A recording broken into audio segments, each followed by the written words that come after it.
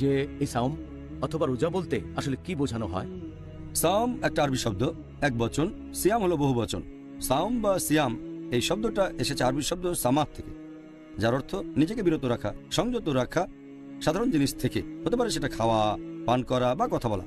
আর যে ব্যক্তি সাওম পালন করে এসব থেকে বিরত থাকে সেই ব্যক্তিকে বলা হয়ে থাকে সায়েম।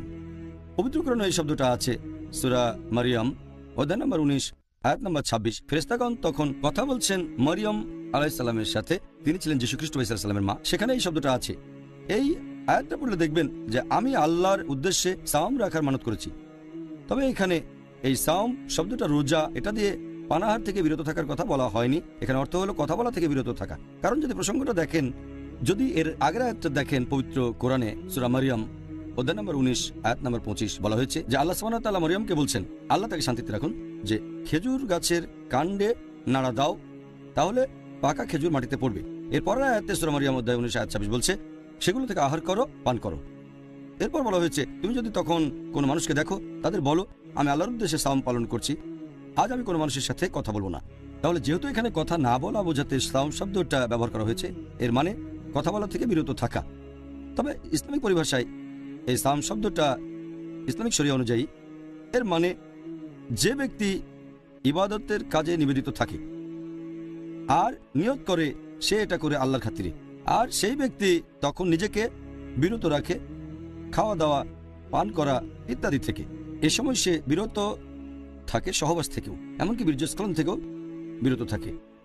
এক কথায় সাওম শব্দের ইসলামিক পরিভাষায় মানে হচ্ছে যে ব্যক্তি রোজা ভাঙার কারণ থেকে বিরত থাকে। রোজা ভাঙার কারণ যেসব কারণে রোজা ভেঙে যায় সেগুলো খাবার মুখ দিয়ে নেন বা নাক দিয়ে নেন, অথবা ড্রিঙ্ক, যে কোনো ধরনের ড্রিঙ্ক হতে পারে, পানি, দুধ, ফলের জুস, যে কোনো ড্রিঙ্ক সেটা মুখ দিয়ে বা নাক দিয়ে খানো, অথবা পুষ্টি গ্রহণ, যে কোনো উৎস থেকে শরীরে পুষ্টি যোগানো। এছাড়াও সে সময় সহবাস থেকে বিরত থাকতে হবে। এক কথায় সাওম মানে পাকস্থলী এবং অন্যান্য অঙ্গের সংযম। এটা হলো ইসলাম অনুযায়ী সাওমের সংজ্ঞা এবং এটা হচ্ছে মূল সংজ্ঞা। তবে আপনি যদি আরো বিস্তারিত জানতে চান, সাওম মানে শুধুমাত্র খাবার দাবার থেকে বিরত থাকা আর সহবাস থেকেই নয়, এগুলোর কারণে রোজা ভেঙে যায়। এটার আরো একটা মানে খাওয়া দাওয়া আর সহবাস থেকে বিরত থাকার পাশাপাশি সংযম করতে হবে আমাদের জিহ্বার, আমাদের চোখের, আমাদের কানের, অন্যান্য অঙ্গ প্রত্যঙ্গের। আর সেজন্যই আমরা যখন সাওম শব্দটা ব্যবহার করি, আমাদের নবী মুহাম্মদ সাল্লাল্লাহু আলাইহি ওয়াসাল্লাম বলেছেন, এটার উল্লেখ আছে সহিহ বুখারীতে 3 নম্বর খণ্ড বুক অব ফাস্টিং হাদিস নম্বর 1903। আমাদের প্রিয় নবী বলেছেন যে ব্যক্তি মিথ্যা কাজ আর মিথ্যা কথা বলা থেকে বিরত থাকে না, সংযত থাকে না, অশ্লীলতা করে, সেই ব্যক্তির পানাহার থেকে বিরত থাকায় আল্লাহর কোনো প্রয়োজন নেই। তার মানে খাওয়া দাওয়া বন্ধের পাশাপাশি মিথ্যে কাজ আর মিথ্যে কথা বলা থেকে আপনাকে বিরত থাকতে হবে। আর আমাদের নবী মুহাম্মদ সাল্লাল্লাহু আলাইহি ওয়াসাল্লাম এই কথাটা আবারও বলেছেন। আমাদের প্রিয় নবী মুহাম্মদ সাল্লাল্লাহু আলাইহি ওয়াসাল্লামের হাদিস, একটা সহিহ হাদিস আছে সহিহ তাকরিবে খণ্ড নম্বর 1 হাদিস নম্বর 1068। নবী সাল্লাল্লাহু আলাইহি ওয়াসাল্লাম বলেছেন যে কোনো ব্যক্তি রোজা রাখার সময় পানাহার থেকে বিরত থাকবে, পাশাপাশি বিরত থাকবে মিথ্যা কথা বলা থেকে, অশ্লীল কথা থেকে। যদি কেউ তার উপর রেগেও যায়, তার সাথে তর্ক করে অথবা ঝগড়াঝাটি করে, সে তখন বলবে আমি রোজা আছি, আমি রোজা আছি। তাহলে আমরা বুঝতে পারছি যখন কেউ রোজা রাখবে তখন সে 3টা কাজ থেকে নিজেকে বিরত রাখবে। 1 নম্বর হচ্ছে পাকস্থলী আর অন্যান্য অঙ্গ প্রত্যঙ্গ রোজা ভাঙার মতো কাজ থেকে বিরত থাকবে, যেমন খাবার দাবার, পানীয় আর সহবাস। দ্বিতীয়টা অন্যান্য অঙ্গ প্রত্যঙ্গ, জিহ্বা, চোখ, কান, হাত পা, এগুলোর সংযম করতে হবে।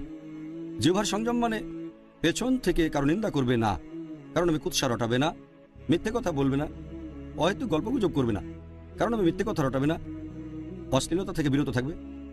এরপর চোখের সংযম মানে সে এমন জিনিসের দিকে তাকাবে না যেগুলোর অনুমতি নেই, যেমন কোনো মহিলাকে দেখলে মাথা নিচু করে নেবে। রোজা রেখে অনইসলামিক সিনেমা দেখবে না, অনইসলামিক ম্যাগাজিন পড়বে না। তারপর কানে সংযম মানে এমন কিছু শোনা থেকে বিরত থাকবে যেগুলো হারাম, যেগুলো নিষিদ্ধ, যেমন মিউজিক শোনা থেকে বিরত থাকা, অনইসলামিক গান বাজনা শোনা থেকে বিরত থাকা। এভাবে শরীরের অন্যান্য অঙ্গ প্রত্যঙ্গ রোজা থাকবে। তৃতীয়টা হচ্ছে রোজা থাকা অবস্থায় মনের সংযম, এমন কাজ থেকে বিরত থাকবে যেগুলো আল্লাহর ইবাদত থেকে দূরে নিয়ে যাবে আপনাকে, ইসলাম থেকে দূরে।